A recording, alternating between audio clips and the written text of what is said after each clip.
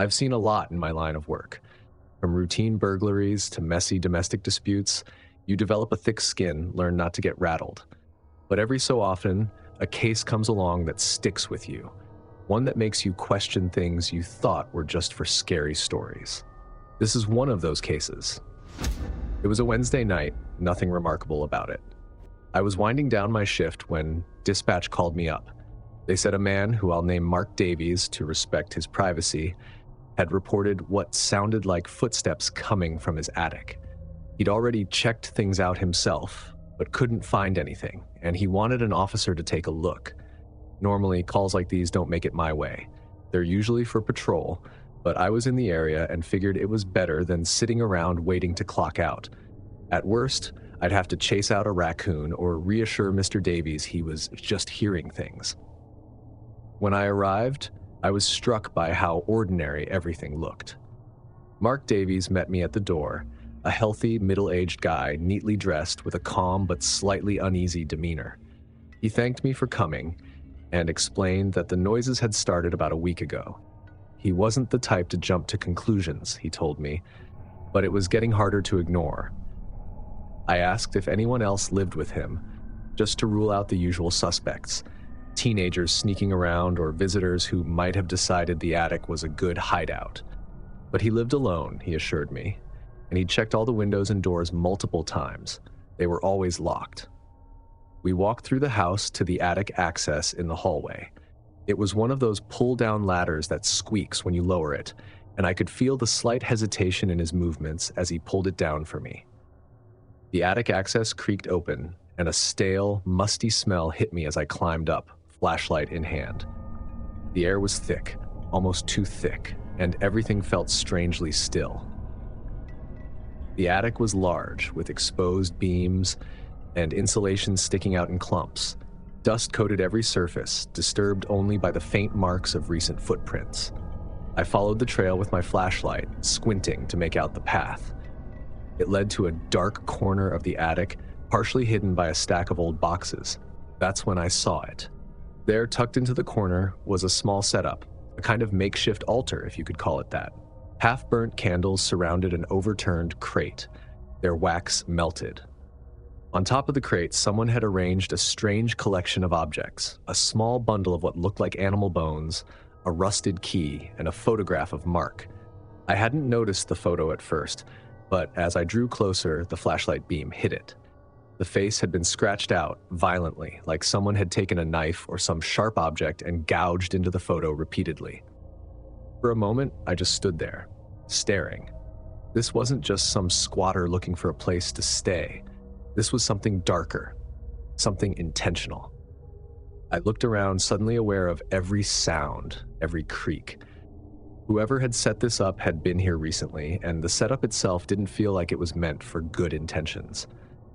I called down to Mark, asking him if he'd ever been up in the attic before, if he had any idea how his photo had ended up there.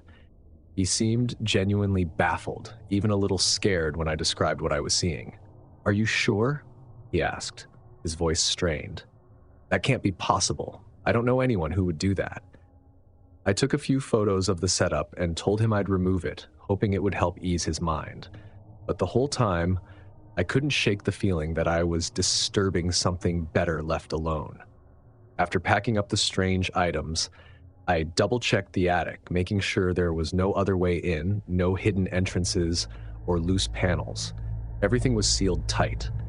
Whoever had been there had somehow come and gone through the main house, slipping past locked doors and windows. It didn't add up.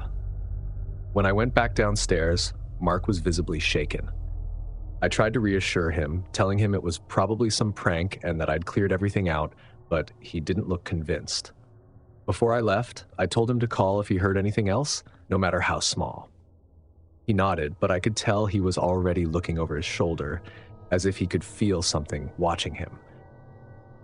A few days passed, and I didn't think much about the case. I'd filed the report, logged the strange items, and moved on. But then Mark called again, late at night.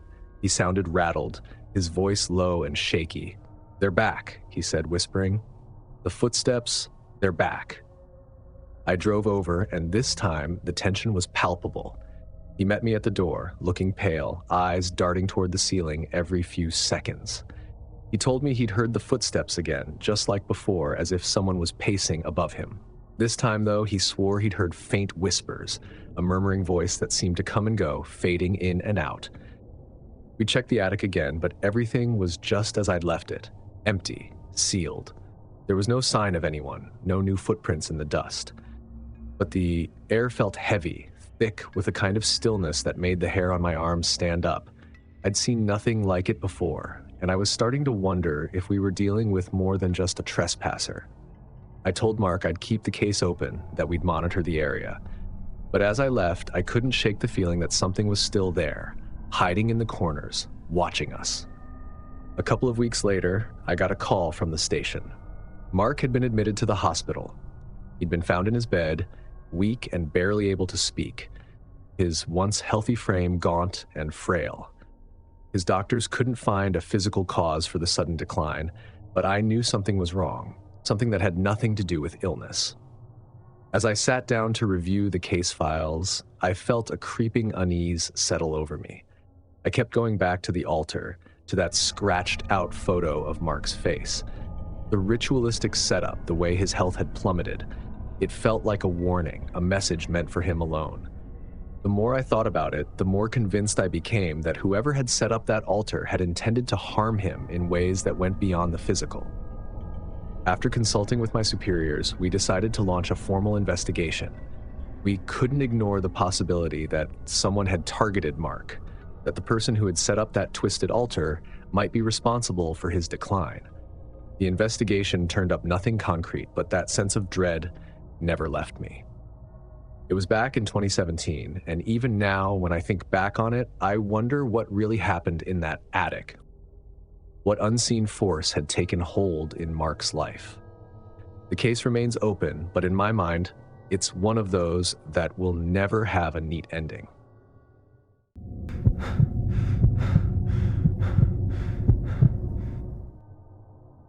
In my 20 years on the force, I've had my fair share of unusual calls. The check on an elderly resident call is routine. Usually it's something small, like a neighbor getting worried because they haven't seen their friend around, or a family member who thinks grandma's hearing is going. But this call was different, and I felt it the moment I picked up the phone. It was late, somewhere around midnight. The dispatcher's voice was low, almost hushed, as she relayed the message. An elderly woman had called in asking for someone to come over because, in her words, he's back. She wouldn't say who, but insisted that he'd been visiting her at night, standing by her bed. There was something strange about the way she'd spoken, almost like she was afraid of saying too much. The dispatcher told me she'd sounded shaken and she wanted an officer, any officer, to come by. When I got there, I took a second to take in the house.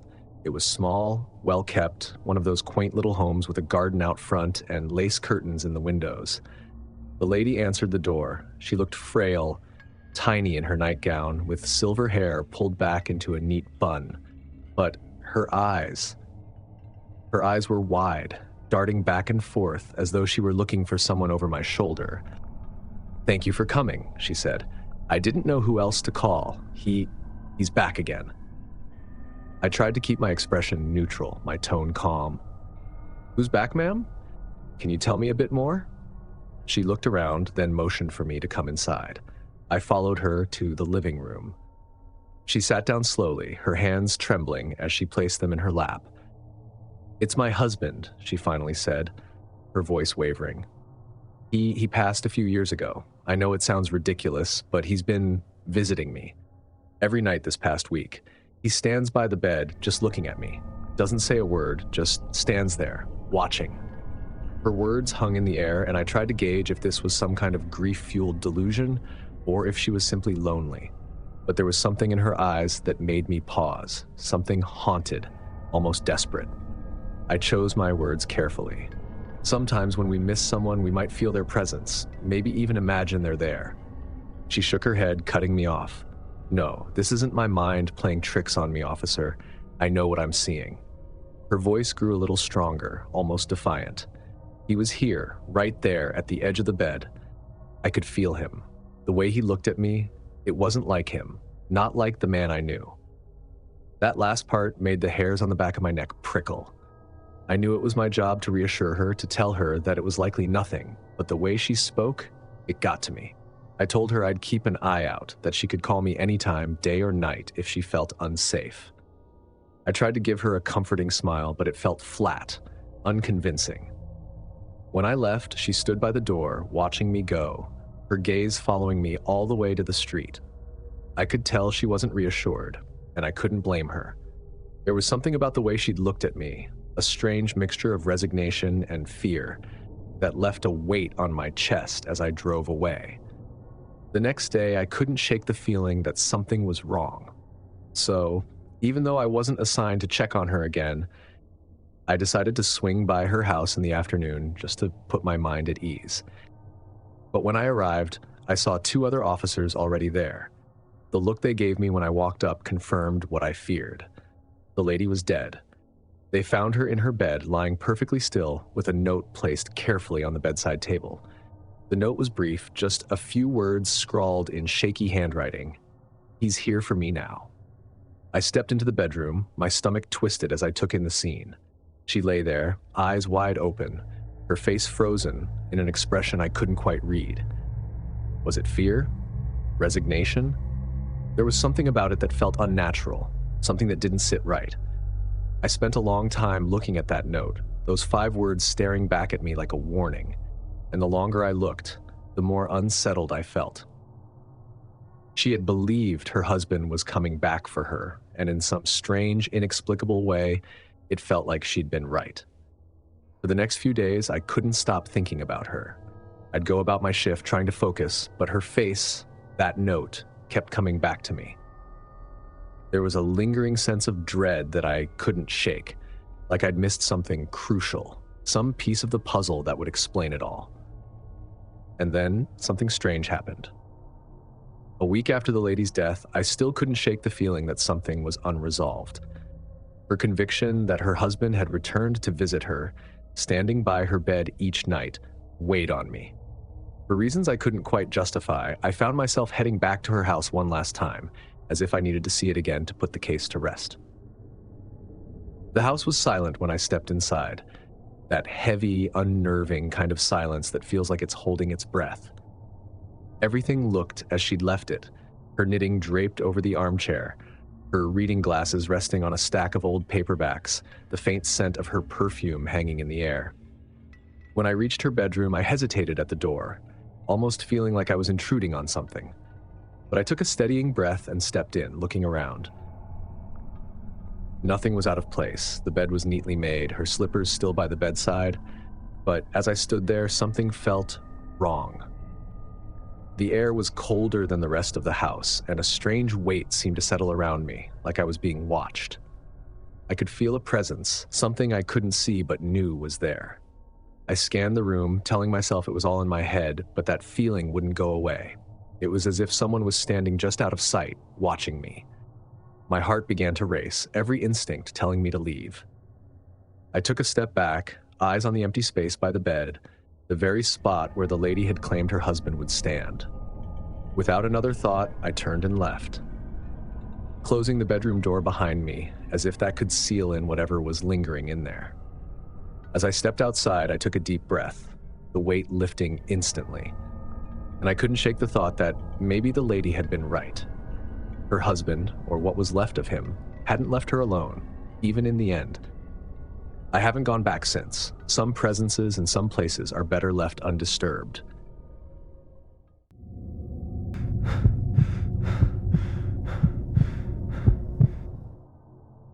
I've been a corrections officer for about 15 years now, and I like to think I've got a pretty good handle on what goes on in the place.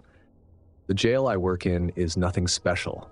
Your standard county facility with dull, beige walls and the smell of antiseptic that clings to everything. It's quiet most nights, almost mind-numbingly so, especially if you're on the graveyard shift like I am.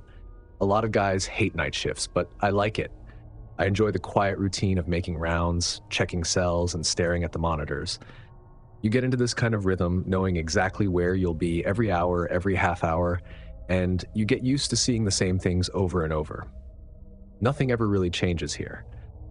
But a few months ago, something did change, and I still don't have an answer for what it was. It started on a Tuesday night.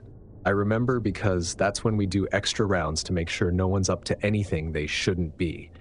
Just a little after 2 a.m., I was sitting in the control room looking at the monitors while finishing up some paperwork. Most of the inmates were asleep by then, with a few still lying awake, staring up at the ceiling. Nothing out of the ordinary. Then, on one of the screens, I saw something strange. Just a dark shape moving slowly between the cells in Block C. It was subtle, almost like a trick of the light, and at first I thought maybe it was just a glitch on the screen or a shadow from one of the passing cars outside. But the thing was, the shape wasn't moving like a shadow. It was shifting back and forth, almost like it was pacing, stopping every now and then near the bars before continuing on its path. I leaned in closer, watching it for a few more seconds, trying to figure out what I was seeing. It didn't make sense. There was no one else supposed to be there at that hour. So I did what I always do. I went to check it out. I grabbed my flashlight and walked over to Block C, my footsteps echoing down the empty halls. When I got there, everything was exactly as it should be. Inmates were sleeping. The hall was empty, and there was no sign of the shadow I'd seen on the monitor. I did a quick walk around the block, checking each cell, but everything was normal. Satisfied, I headed back to the control room, chalking it up to a late-night hallucination or some weird camera glitch. For the next few nights, I didn't think much about it. The routine went on as usual, and the shadow didn't make another appearance. But about a week later, it happened again. This time, it was around 3 a.m., and I was watching the monitors like usual. The shadow appeared on the same screen, drifting between cells, moving just slowly enough to catch my eye. I watched it for a few seconds, waiting to see if it would fade like last time, but it didn't. It kept moving, pausing now and then, almost as if it were looking in each cell. I went back to Block C a little faster this time, feeling a weird sense of urgency that I couldn't explain. When I got there, everything was still and quiet. No shadow, no movement. But something felt different, like the air was heavier, and there was a strange smell, almost like old wood or dust. I checked each cell, shining my flashlight around, even looking up at the ceiling, but there was nothing there. Just silence, the hum of the lights, and the faint sound of an inmate snoring. As I headed back to the control room, I told myself it was nothing. Maybe I was just seeing things. After all, night shifts can mess with your head, and staring at those screens for hours can play tricks on your eyes. But when I settled back down, my eyes went right back to the monitor, as if expecting to see it again. Over the next week, things got weirder. Every few nights, I'd see the shadow again, always in Block C, always pacing slowly between the cells, like it was searching for something. And every time I went to check, the hall was empty. No sign of anyone, no sign of anything. But each time I felt that strange, heavy air, that odd smell hanging around the block. I started asking some of the other guards if they'd noticed anything unusual, but they just shrugged it off, saying I was probably just tired or stressed. I didn't push it, not wanting to sound paranoid, but I couldn't shake the feeling that something was wrong. Then one night, the inmates started talking. I was making my rounds when one of the guys, a tall, lanky guy with a shaved head, stopped me as I walked by his cell. He leaned up against the bars, his eyes wide, almost frantic. "Officer, did you see him?" he whispered. "See who?" I asked, caught off guard. "The man," he said, his eyes darting down the hall. "He comes at night, just stands there, by the bed, watching." I brushed him off, thinking he was just trying to mess with me. Inmates love playing mind games, and I wasn't about to fall for it. But over the next few days, more inmates started mentioning the same thing. Different guys from different cells, all describing the same figure. A shadowy man who stood by their beds at night, staring at them while they slept. One guy who'd been locked up for nearly a decade swore he'd woken up to see the shadow standing inches from his face, leaning over him with those dark, hollow eyes. He looked shaken as he described it, his voice trembling, and this was a guy who'd seen it all, but something about the shadow had scared him in a way that I'd never seen before. At this point, I was starting to feel uneasy myself. The sightings became more frequent, and every time I saw that shadow on the monitor, a sense of dread crept up on me. I tried to rationalize it, telling myself it was just the inmates trying to mess with my head, that it was just a glitch on the camera. But the more I saw it, the harder it was to shake the feeling that there was something real about it. Then, one night, it got personal. It was around 4 a.m., near the end of my shift, and I was doing my last round. I walked down the hall in Block C, shining my flashlight into each cell, making sure everyone was accounted for. Everything was normal, quiet. But as I reached the end of the hall, I felt it. That strange, heavy air, that faint, musty smell that I'd come to associate with the shadow. I turned, and there it was, standing at the other end of the hall. I could barely make it out, just a dark shape, but it was there, standing perfectly still, watching me. I blinked, and it was gone, like it had just slipped back into the shadows. I finished my round in record time and went straight back to the control room, where I sat down and tried to get a grip on myself. But as I looked at the monitor, I saw it again. The shadow was back, moving slowly down the hall, stopping at each cell, just like before. Only this time, it didn't disappear. I watched, frozen, as it moved closer, coming toward the control room, stopping just outside the door. I couldn't see its face, couldn't make out any details, but I could feel its presence. It was standing right there, just on the other side of the door. I don't know how long I sat there, staring at the screen, waiting for it to go away. But eventually, it faded, dissolving back into the shadows, leaving me alone in the silent room. I still see it sometimes on the monitors, pacing through Block C, moving between the cells like it's looking for something or someone. And every now and then, one of the inmates will mention it, talking about the shadow that stands by their bed, watching them as they sleep. I try not to think about it too much, but every time I walk through that hall, every time I sit in the control room, I can't shake the feeling that it's still there. And part of me wonders if one day it's going to stop looking and finally find what it's been searching for.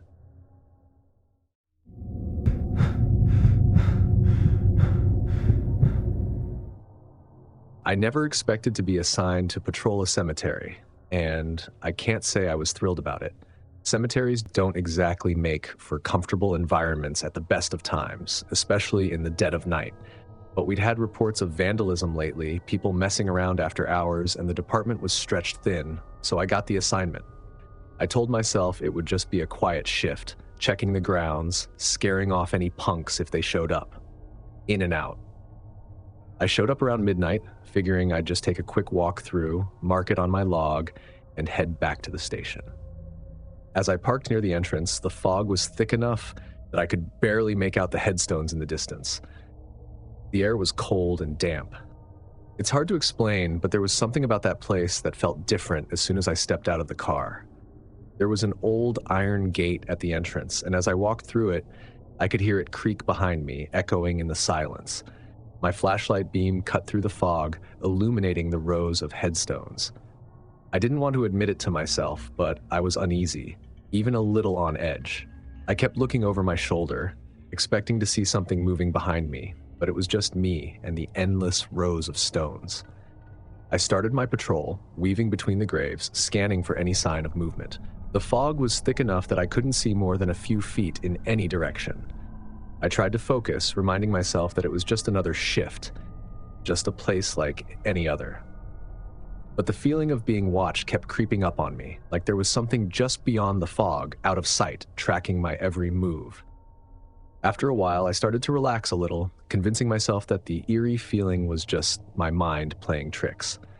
But then, I saw something. I was walking down a row of headstones when I caught a flicker of movement out of the corner of my eye. At first, I thought it was just the fog shifting, maybe a stray animal, but then I saw it again. A figure moving slowly through the mist, barely visible but unmistakably human-shaped. "Hey!" I called out. "This area's off limits after dark. Come on out!" The figure didn't respond. It just kept moving, gliding between the headstones as though it hadn't heard me. I took a few steps closer, shining my flashlight in its direction, but it was hard to see through the thick fog. I could just make out the outline of a thin figure, moving with a slow, almost floating gait, disappearing behind one of the larger headstones. I hesitated. Part of me wanted to turn around and head back to the car to leave the figure to its own devices. But I had a job to do, and I couldn't let some trespasser think they could just wander around in a restricted area. I picked up my pace, following the figure, my footsteps crunching against the gravel as I walked. As I rounded the headstone where I'd last seen it, I expected to catch up, maybe give some kid a stern talking to before sending them on their way. But there was no one there, just rows of graves stretching out into the fog, silent and empty. I turned, scanning the area, trying to figure out where they could have gone. There was no way they could have moved that fast. It was like they'd just vanished into thin air. I kept looking, hoping to catch another glimpse, but the fog was thickening, and my flashlight barely cut through it now. The cemetery was dead silent, save for my own breathing and the light rustling of leaves in the distance. I told myself to keep going, that it was probably just a trick of the light or some punk hiding in the mist. But every nerve in my body was telling me to leave, to get out of there before something worse happened. I'd been in plenty of dark, eerie places, but this felt different. I continued on, half out of duty, half out of stubbornness. But as I walked, the sense of dread only grew stronger, settling over me like a weight. Every shadow seemed to stretch out toward me. Every flicker of movement out of the corner of my eye felt too close, too real. I could swear I was hearing faint footsteps, echoing softly, as though someone were walking just behind me. I turned around more than once, each time expecting to see someone standing there watching me. But there was nothing, just the thick, suffocating fog. I kept moving, my flashlight swinging back and forth, the beam catching on old, crumbling headstones, twisted tree branches, but no sign of the figure. Then I saw it again. This time, the figure was much closer, maybe 20 feet away. I could make out more details now, a dark, shadowy outline, tall and thin, with no discernible features. It was just standing there, facing me, unmoving. "Hey!" I called out again, my voice sounding strange in the silence. "This area is off limits." Nothing. The figure didn't react, didn't even move. It just stood there, watching me, though I couldn't see any eyes, any face. I took a few steps forward, feeling a chill that had nothing to do with the night air. Then, without a sound, it slipped behind another headstone, disappearing into the mist. I'd had enough. My gut was screaming at me to leave, to get back to my car and drive away. But part of me still wanted to know what or who I was dealing with. I walked over to where the figure had been, shining my flashlight over the graves, looking for any sign of movement. But again, there was nothing. I stood there for a long moment, listening to the silence, feeling the cold seep into my skin. I could feel something watching me. Something just out of sight, hidden in the mist. It felt like I was intruding on something I didn't understand. Finally, I turned to leave, my footsteps quickening as I made my way back to the entrance. But just as I reached the gate, I heard a faint whisper, so soft I almost missed it. It was coming from somewhere behind me, from the depths of the cemetery. "Leave." I didn't look back. I pushed through the gate, feeling an overwhelming sense of relief as I stepped onto the pavement.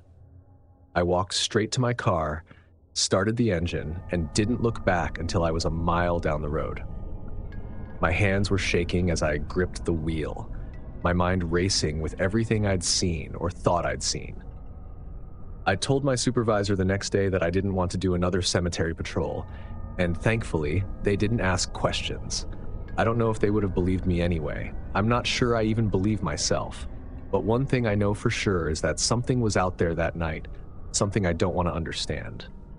Some places are better left unpatrolled, and that cemetery, well, I hope I never have to go back there again. If these police horror stories left you on edge, hit that like button and subscribe for more real-life chills. Don't forget to share the scare with a friend who loves a good thrill. Which story did you find the most unsettling? Drop it in the comments. I'd love to hear your thoughts. And remember, even those who protect us aren't immune to the unknown. Thanks for watching, and I'll see you in the next nightmare.